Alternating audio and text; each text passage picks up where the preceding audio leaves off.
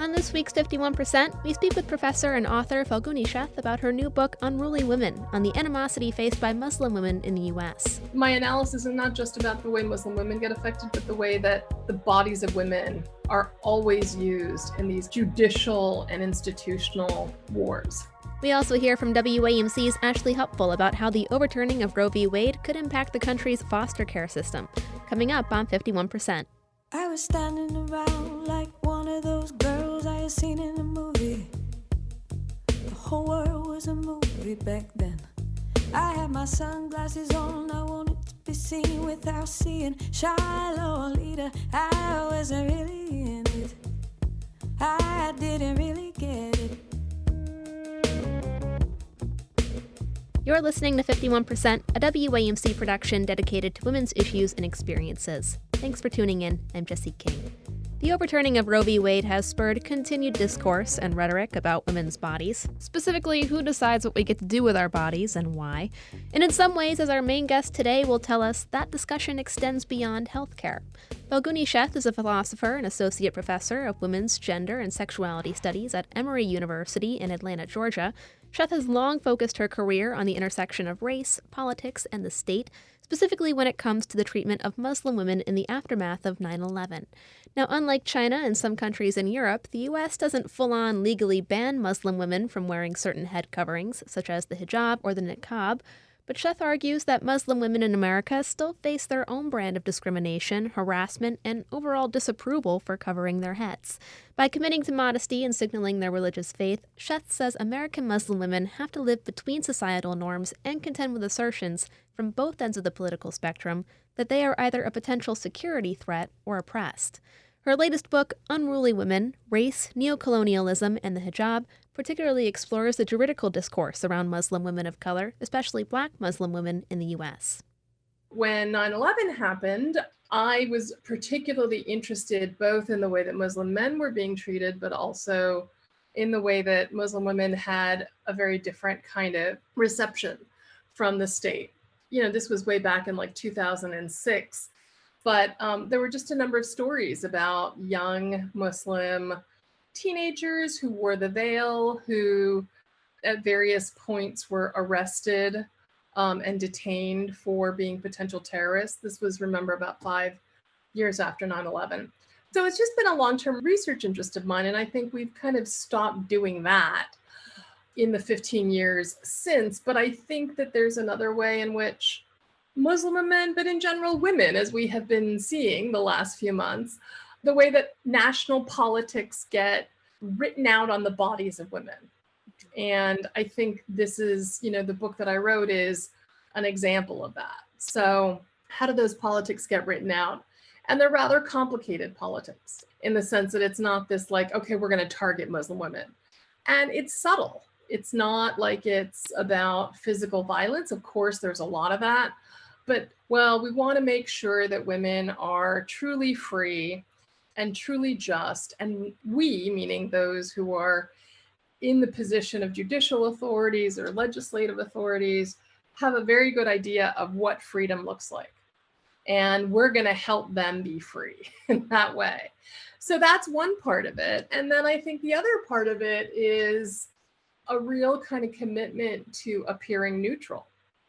Again, we saw that in the Dobbs case, right? That this wasn't about attacking women, but it was more about discrimination. And that the same thing is the case for the kind of cases that I'm looking at, is like how, you know, the cases that I look at are often Muslim women who believe that they have been discriminated against, who take their cases to court, and who have judges who say, no, that's just not the case, except in a couple of really notable instances. And then those instances get held up as, see, look, this means freedom for Muslim women, as in the Supreme Court case, Alauf versus Abercrombie and Fitch, where the Supreme Court, I think it was 2016, ruled that she had indeed been discriminated against by not being hired by Abercrombie and Fitch. Mm-hmm. And so that was held up as, wow, look, discrimination against Muslim women is over. We have religious freedom. It's terrific. And I just was really suspicious of that interpretation. I just thought, well, I don't think it's ever that unidirectional. And so I started to look at cases around that.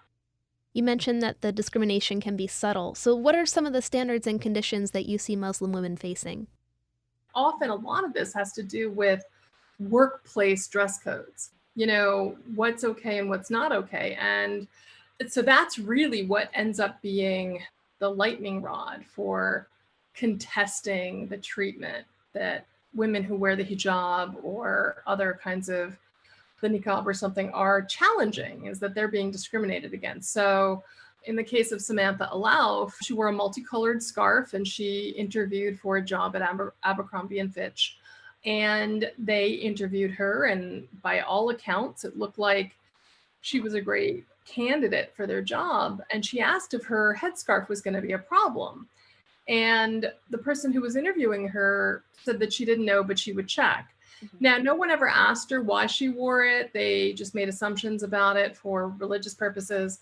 And the head, the corporate, head of Abercrombie and Fitch said, yeah, no, this is a problem. We don't want this. It doesn't fit with our dress code.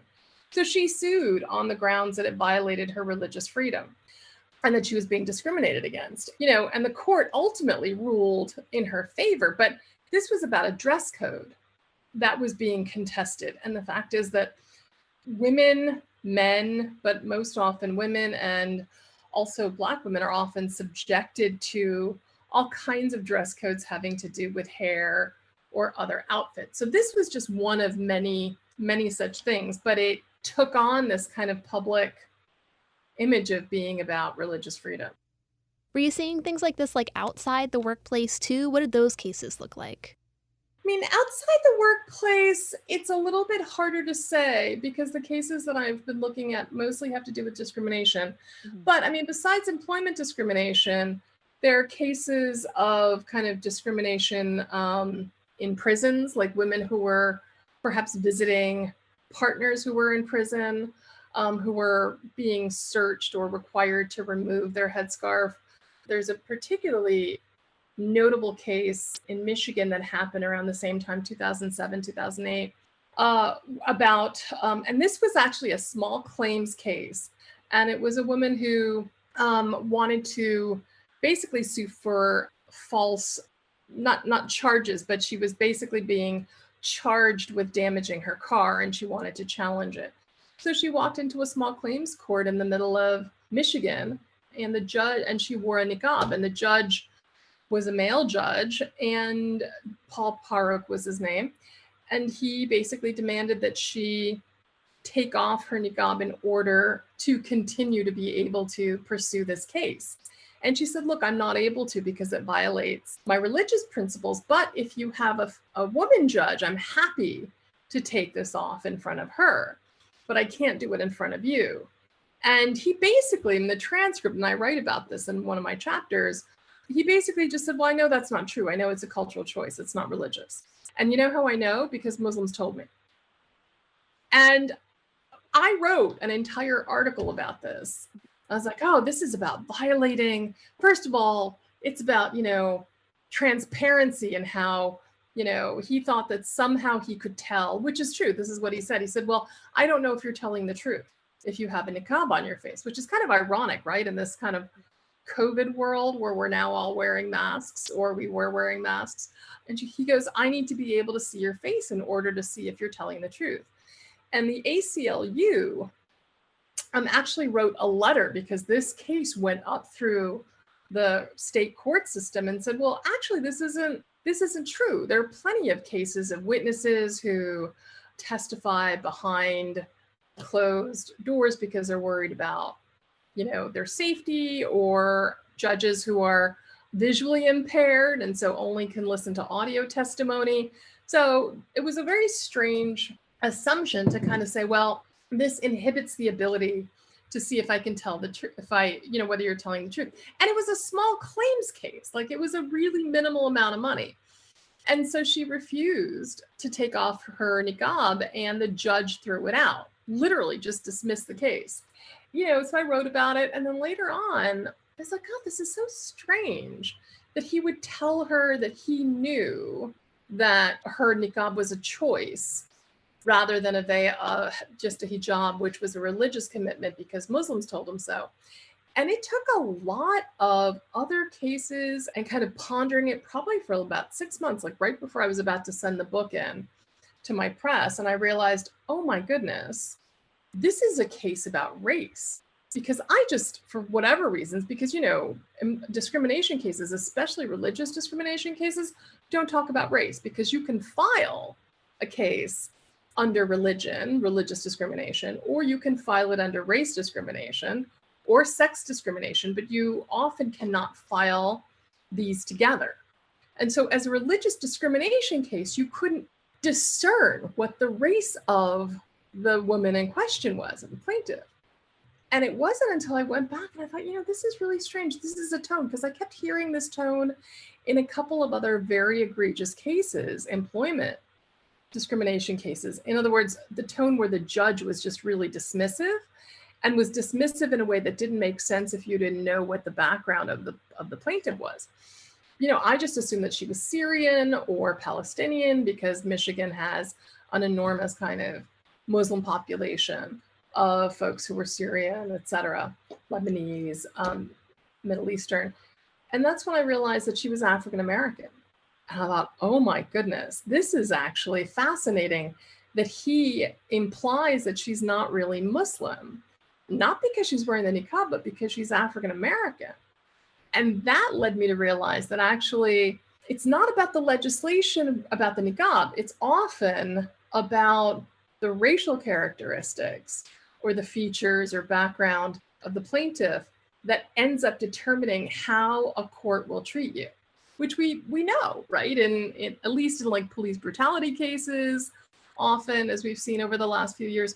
But I think the same kind of approach extends to Muslim women if they're African American or Black immigrant women, like Somalis. So he was dismissing a cultural choice as opposed to, I guess, like a religious commitment. I guess just clarify for me for like, what would be the difference between the two? I mean, to me, a cultural choice even would be an important part of my life and who I am. So why would that be dismissed or argued against? He was really dismissing it on the grounds that it wasn't about religion, that it was about culture, and that you're allowed to discriminate, I guess, based on culture. But I mean, I think even beyond that, it got really interesting once I figured that out, because then what I realized was that there is an intense, I can't necessarily prove it to you on a sentence by sentence basis, but there's an intense hostility to Black Muslims in this country. There's almost a sense of betrayal that they should be Christian because they are often descendants of slaves, right? And that they are part of a kind of so-called Christian nation. And so it felt like there was it's a real intense opposition to African Americans who have decided to be Muslim. And, there's a long history of this, which I cover a little, I schematize a little bit of it in my book about Nation of Islam, right? And Louis Farrakhan and others who basically challenged Christianity as a religion that enabled the oppression of African Americans. And so I think that in a way that's in the air, and that's playing into these kinds of responses, that this is not a culture that is yours. We refuse to recognize this as your culture. And so it's not as important. For those who don't know then, can we talk about the importance or significance of the hijab and other coverings for Muslim women? I have to tell you, I am not really so much an expert in it. And part of the reason it's kind of an intentional decision not to really write about why they do it, but there's a lot of literature on it, and I can tell you a little bit about it. But part of the idea, and this is the thing, that the reasons are about as different for, as I say in the book, visibly Muslim women, as the reasons are for women from any other number of religions to do the things that they do, right? For some of them, it's a certain kind of public expression of piety, according to the Quran as they have interpreted it. For others, it's a strategic decision, as many of us do, right? We dress in ways to signal certain things. And so there were a number of young women after 9/11 who didn't wear the hijab, who intentionally began to wear the hijab as a kind of political and religious statement, right? To kind of say, yes, I'm Muslim. and I'm going to commit to this. And Homa Hupfl actually has a book where she and a number of other colleagues interviewed Canadian Muslim women about why they did what they did. And the reasons were just varied. I mean, some of them were saying, look, this is how I navigate my community. This is how I can ensure my parents' trust. This is how, and if they trust me, then I have much more space to kind of do the things that I do. I don't think that's such a bad reason. I mean, even for those of us who are not Muslim, right? We have those kinds of relationships with our community. I'm going to do this. I'm going to signal this because it's strategically helpful for me, right? To behave in a certain way. So I would argue they're not identical cases, but in the same ways that like folks wear tattoos or they have piercings, right? They're signaling something. I mean, I think the best way to kind of figure out why Muslim women do what they do, I mean, I wouldn't say go up and ask strangers about it, but, you know, if you have some, you know, Muslim women who in your community or in your circle, I mean, I think it's really best to kind of just ask them individually, because they will have a very, you know, an answer that's very much about them and not necessarily about everybody. Like they're not emissaries, right? So they do what they do in the same way that each of us kind of has different reasons for why we abide by a religion or don't, or, you know, do certain things in our community. Very true. Well, on the topic of religious freedom, and there's been a lot of debate lately on the separation of church and state, I was wondering if I could get your reaction to some of the Supreme Court's recent decisions. Of course, there's Dobbs, but I'm mainly thinking of Kennedy versus Bremerton School District, where they ruled in favor of the Christian high school football coach who was disciplined for praying at midfield. Yeah, it's so interesting. I think have been watching in fascination like much of the rest of the country. I mean, I think one of the things that seems to have become much more commonplace to say is that the Supreme Court justices are ruling from partisan politics rather than objectively. I would kind of argue that actually that's always been the case. Right? Maybe the partisan politics aren't immediately obvious, but I also think that that's why there is a certain set of procedures and neutral vocabulary in the law, that there's a reason why, you know, law students find the first year of law school grueling, because they're being trained to think as lawyers. But that doesn't necessarily mean that they're being trained to think objectively. They're being trained to think in certain ways that prioritize certain kinds of ideas. And I mean, what is that if not ideological?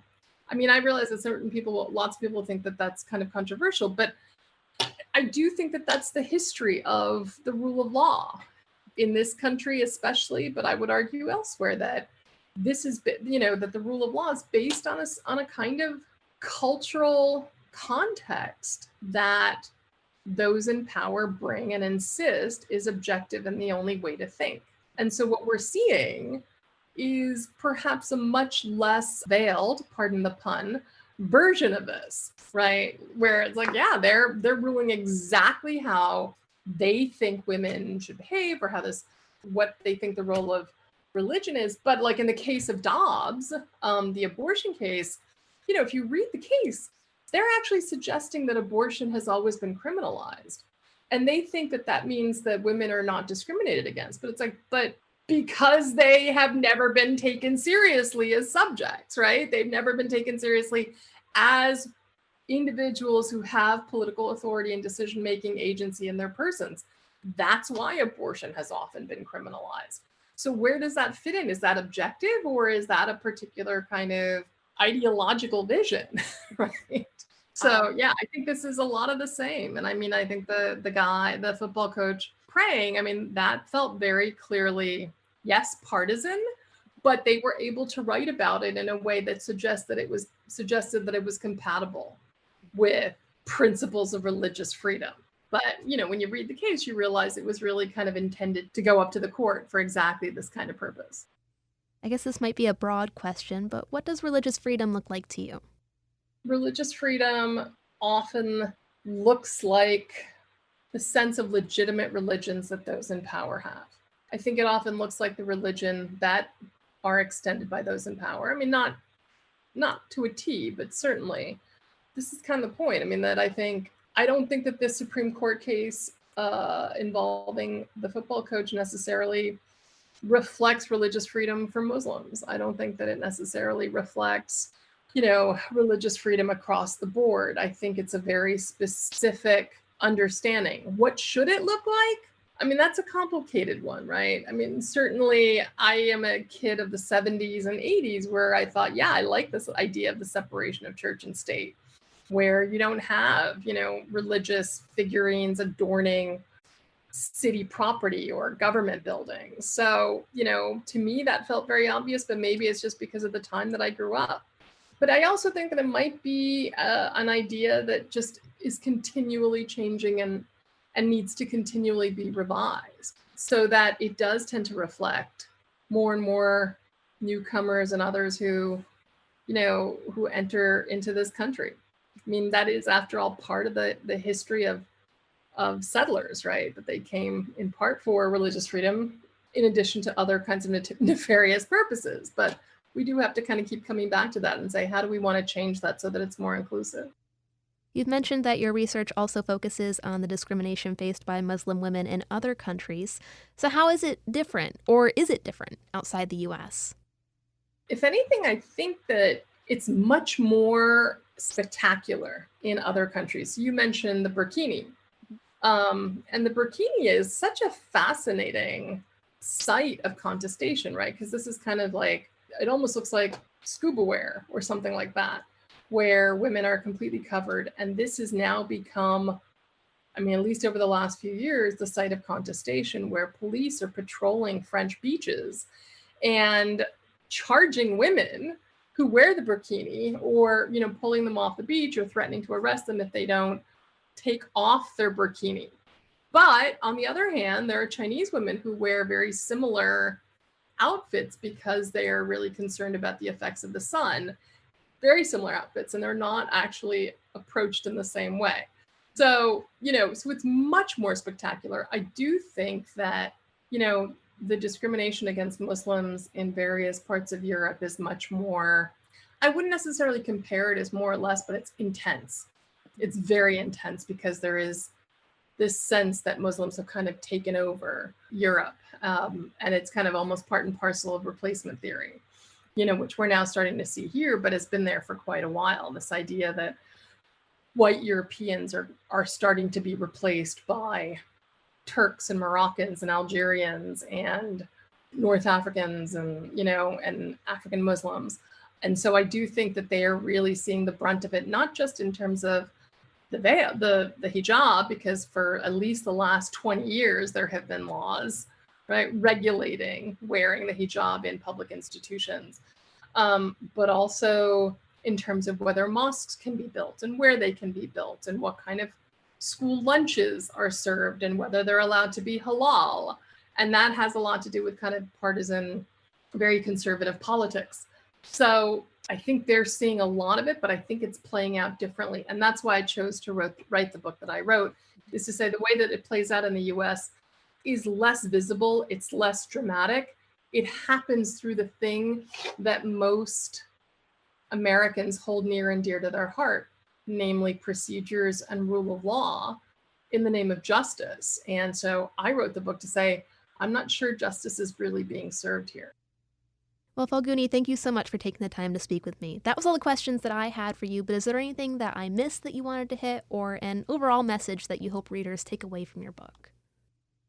I would love folks who read my book to see that this is not just affecting, that my analysis is not just about the way Muslim women get affected, but the way that the bodies of women are always used in these kinds of judicial and institutional wars, if you will. Falguni Sheth is an associate professor of women's gender and sexuality studies at Emory University in Atlanta, Georgia, and the author of Unruly Women, Race, Neocolonialism, and the Hijab, out now from Oxford University Press. Falguni, thanks so much for taking the time. Thanks, I appreciate it.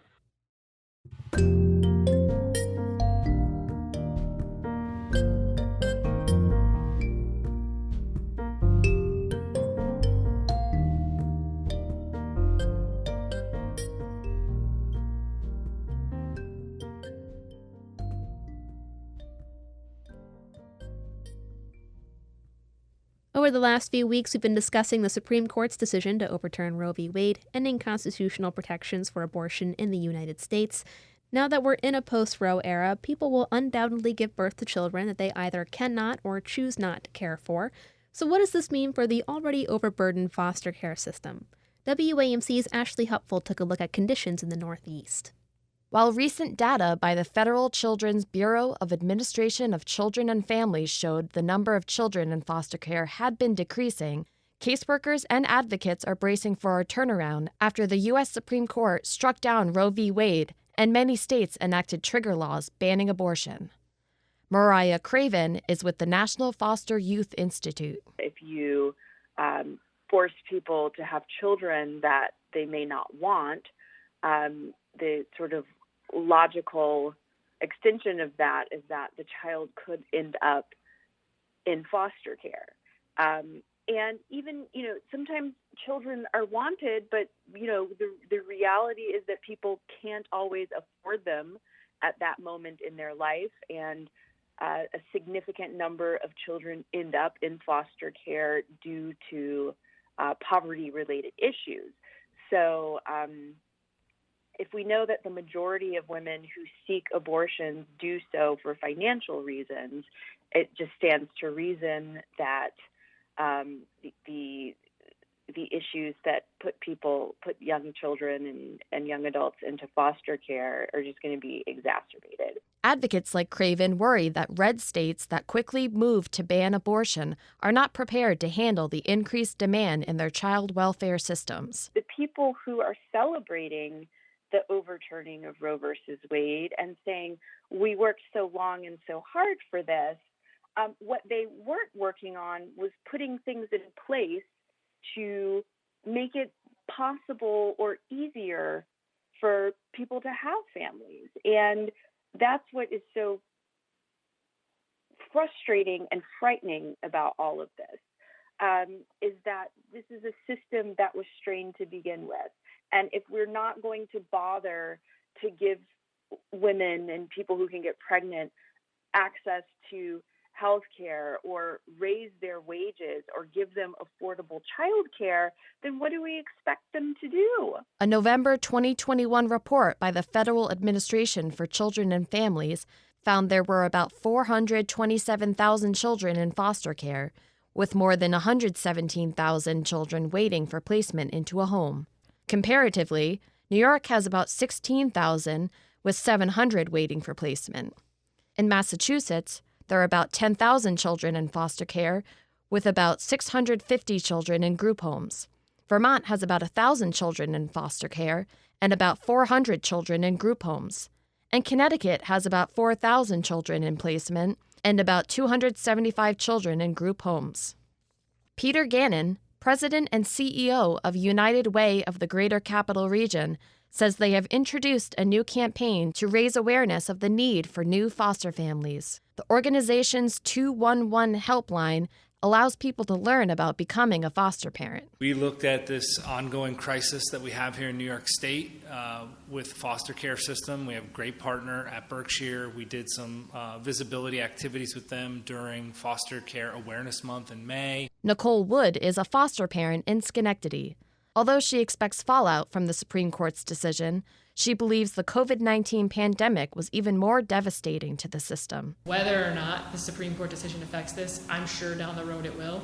But right now, I'm not sure how much more dire the crisis could get. And I'm not talking about just teens that we can't find homes for. I'm talking about 2-year-olds, 5-year-olds, sibling group of a really sweet 7 and 9-year-old, and there are no homes. So it's bad. It's dire. For WAMC News, this is Ashley Hupfl. You've been listening to 51%. 51% is a national production of WAMC Northeast Public Radio. It's produced by me, Jesse King. Our executive producer is Dr. Alan Chartock, and our theme is Lolita by the Albany-based artist Girl Blue. A big thanks to Falguni Sheth and Ashley Hupfl for taking part in this week's episode. To learn more about our guests or just the show in general, check us out at WAMCpodcasts.org. You can also find us on Twitter and Instagram at 51% Radio. Let us know what you think and if you have a story you'd like to share as well. Until next week, thanks for tuning in. I'm Jesse King from 51%. I was every single girl. I was nobody else. I was so sure of myself. I was 15 and a half. He was a hollow laugh. And I lost my cool somewhere along the way. At night, air down the hallway. I had to learn how to look away. I lost my cool, no electricity. Hot rain on the concrete. Sweet melting little girl dreams. They said, oh, I want a big life, not a house that could have been like. Where are you taking me? Where are you taking me? Said everything I do, I feel fine.